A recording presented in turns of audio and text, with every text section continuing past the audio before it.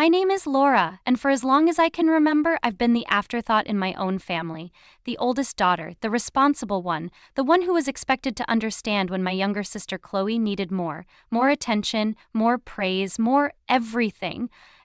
Your sister is more sensitive, my mother would say when I complained about the uneven treatment. You're stronger, you can handle it. And I did handle it. I handled it when Chloe got a brand new car for her 16th birthday while I got driving lessons and access to the family's old sedan. I handled it when my parents missed my college graduation because Chloe had a dance recital the same weekend. I handled it when my mother called me at midnight demanding I drive 3 hours to pick up Chloe from a party because she was too drunk to get home safely. I handled everything because that's what the strong daughter does, the responsible one, the one who doesn't make waves. But everyone has their breaking point. Mine came 6 months before my wedding. I had been engaged to Noah for almost a year. He was kind, stable, and understood the complicated dynamic with my family better than anyone. We planned a spring wedding, nothing extravagant, just a simple ceremony with our closest friends and family. 3 months into our engagement, I found the perfect dress. It was vintage, a delicate ivory lace gown with cap sleeves and a modest train. The moment I tried it on, I knew it was the one. The dress had belonged to the boutique owner's grandmother, and she only sold it to me after making me promise to treasure it as much as her family had. It was expensive, more than I had budgeted for, but I couldn't walk away from it. I put down a deposit and paid it off over the next 2 months with money I had saved. My mother had gone dress shopping with me, but she had been disinterested at best, checking her phone constantly and making lukewarm comments about each dress I tried on. When I finally found the one, her response was a distracted, "It's nice, honey. Are you sure it's not too plain?" Still, I was thrilled with my choice. I took the dress home, hanging it carefully in my closet, occasionally taking it out just to admire it. I couldn't wait to wear it on my wedding day. Then, 6 months before the wedding, Chloe made her announcement at a family dinner. She and her boyfriend of 8 months, Tyler, were engaged. They wanted a quick wedding, just 3 months away. "We don't want to wait," she gushed, flashing her diamond ring, noticeably larger than mine. "When you know, you know." My parents were ecstatic. My mother immediately launched into planning mode, talking about venues and flowers and photographers. No one seemed to notice the timing that Chloe's rushed wedding would be just 3 months before mine. No one, except Noah, who squeezed my hand under the table, a silent show of support. I didn't say anything that night. I congratulated my sister, discussed potential dates, and smiled until my cheeks hurt. But as the weeks passed, it became clear that Chloe's wedding had completely overshadowed mine. My mother, who had barely shown interest in my wedding plans, was now completely consumed with creating the perfect day for Chloe. "We should increase the budget," she told my father. "Chloe's only getting married once." The irony wasn't lost on me. 2 months before Chloe's wedding, I stopped by my parents' house to drop off some paperwork my father had asked for. No one was home, but I had a key, so I let myself in, intending to leave the documents on his desk. As I passed the guest bedroom, something caught my eye. The door was ajar, and I could see a garment bag hanging on the closet door. Something about it seemed familiar. I pushed the door open wider and felt my heart drop. It was my wedding dress. My dress, which should have been hanging in my closet at home. I rushed over and unzipped the bag with trembling hands, praying I was mistaken. I wasn't. It was unmistakably my dress, the one I had spent months paying off, the one I had fallen in love with at first sight. What was it doing here? I called my mother immediately, my voice shaking with anger and confusion. "Mom, why is my wedding dress at your house?" There was a pause, then a sigh. "I was hoping to talk to you about that in person, Laura." "Talk to me about what? Why do you have my dress?" Another pause. "Chloe fell in love with it when I showed her the photo you sent me.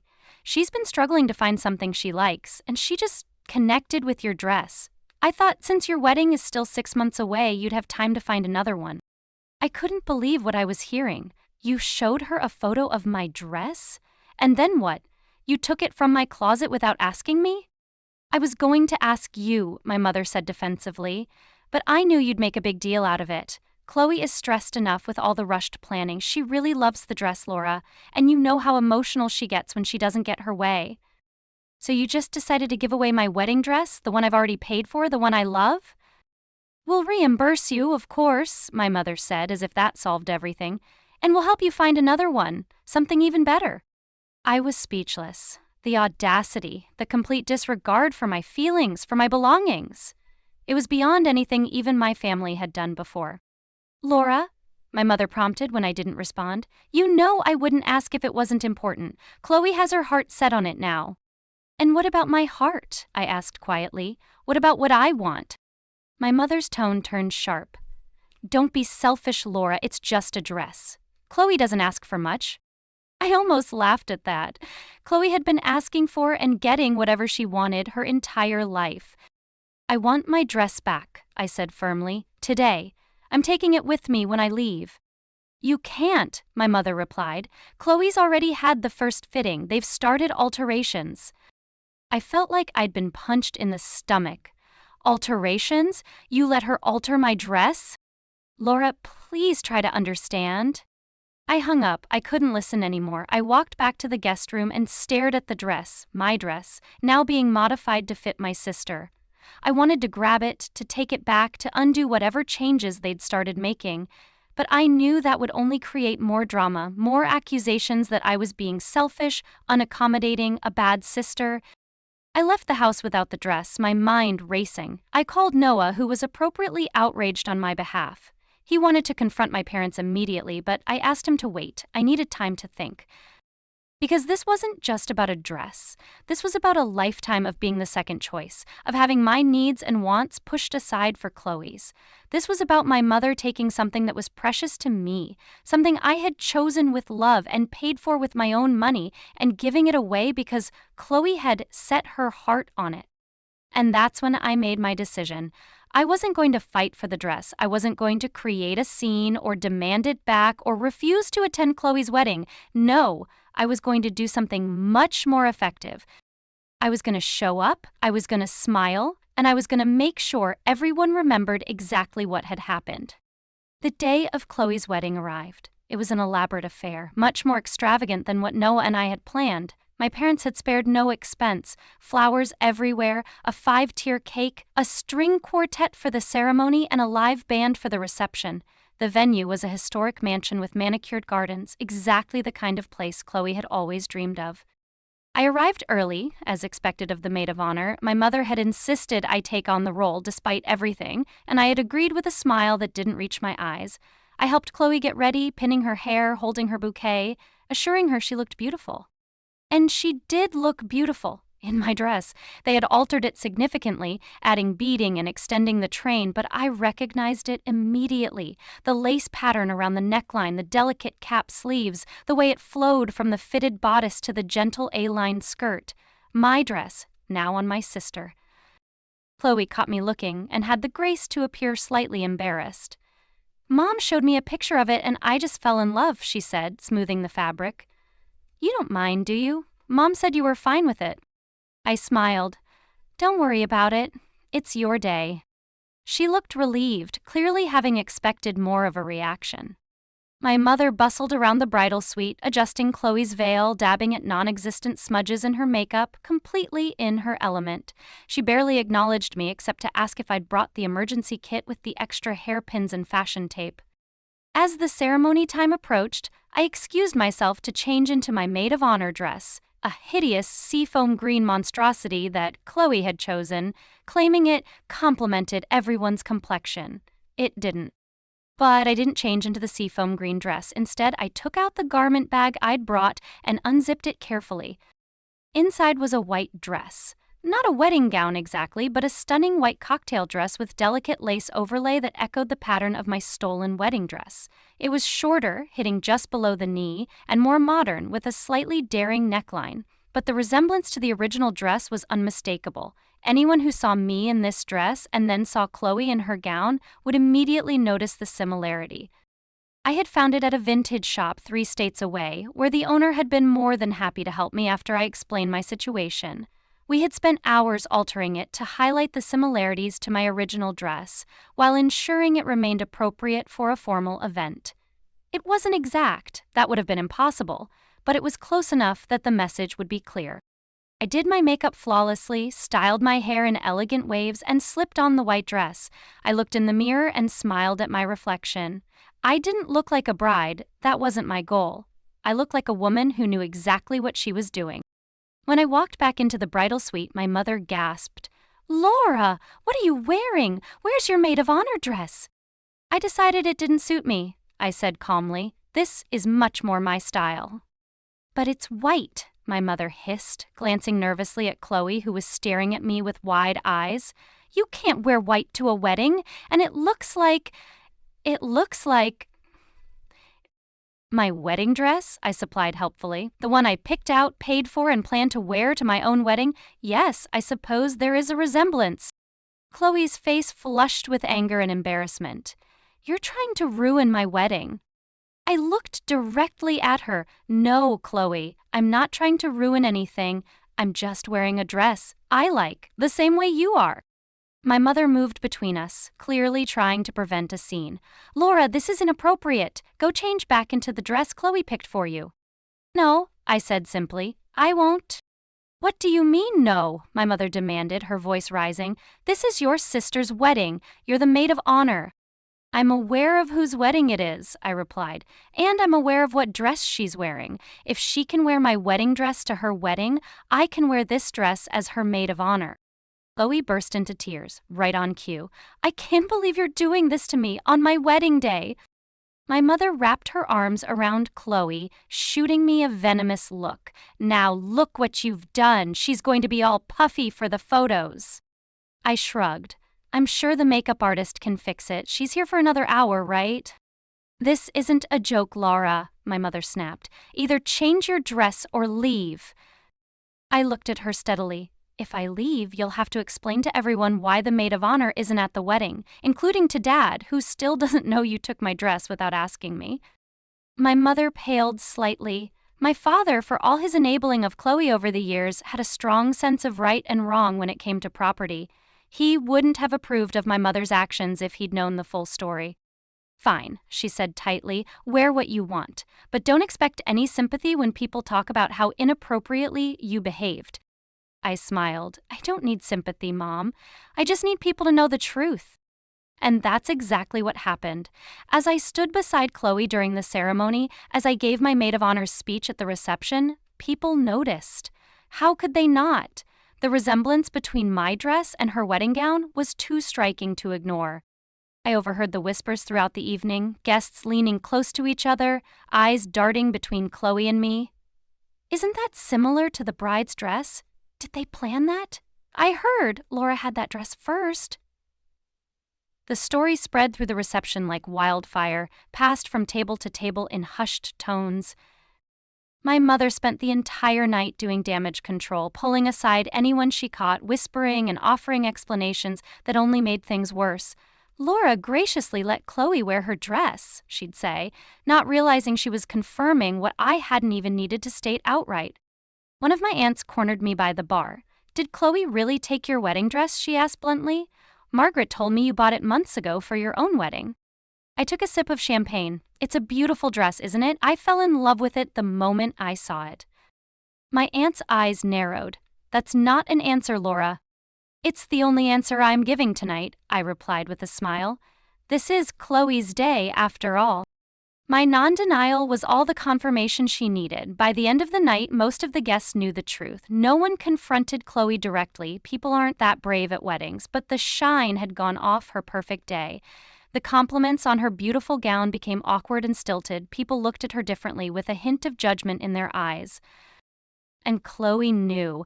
I could see it in the way her smile became fixed, in the way she clutched Tyler's arm too tightly, in the increasingly desperate way she tried to draw attention back to herself as maid of honor.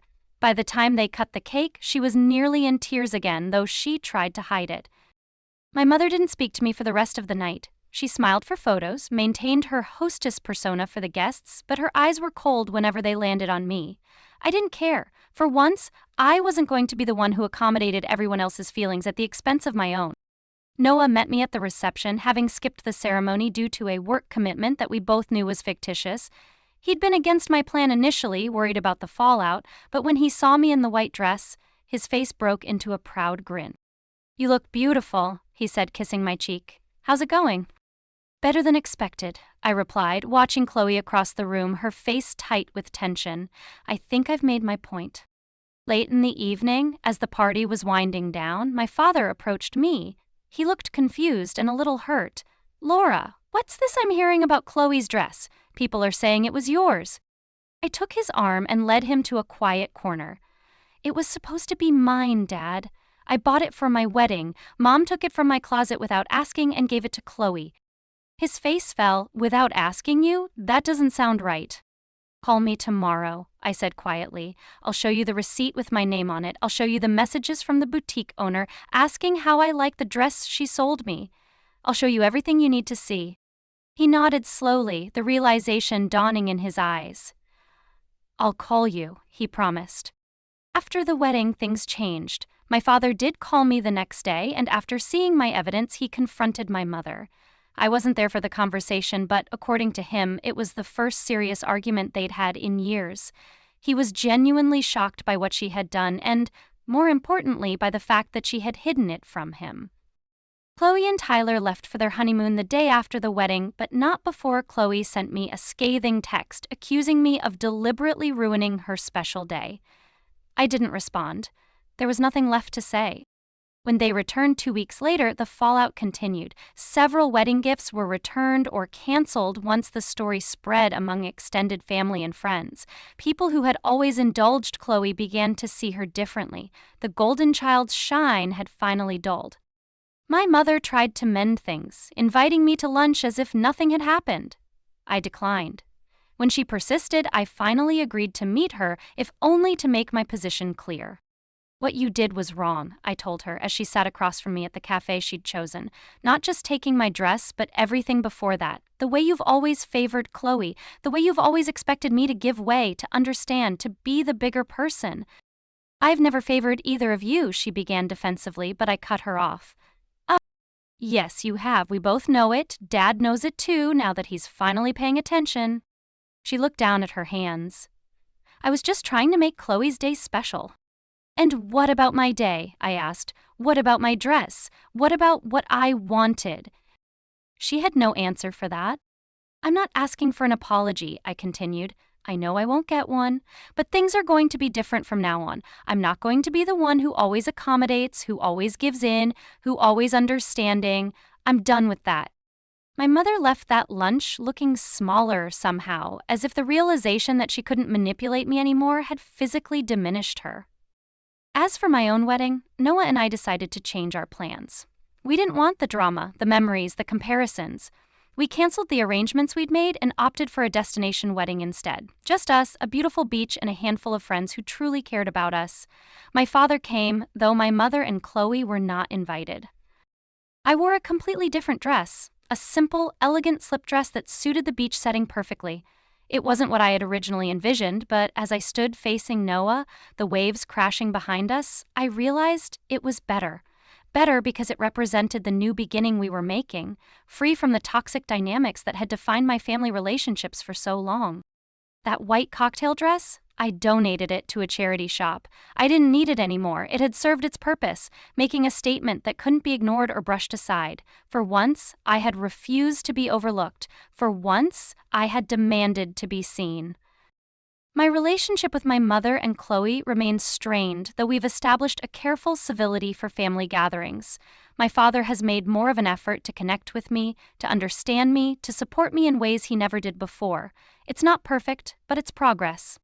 Sometimes I think about that vintage wedding dress, now hanging in Chloe's closet, altered to fit her body instead of mine. I wonder if she looks at it and remembers what she took from me. I wonder if she regrets it. But mostly, I don't think about it at all. I've learned that sometimes the smallest actions can make the biggest statements, that standing up for yourself doesn't require shouting or fighting. Sometimes it just requires showing up, wearing the truth for everyone to see. And I've learned that when someone takes something precious from you without asking, without caring about your feelings, the best response isn't always to demand it back. Sometimes the best response is to make sure they never enjoy wearing it quite as much as they thought they would.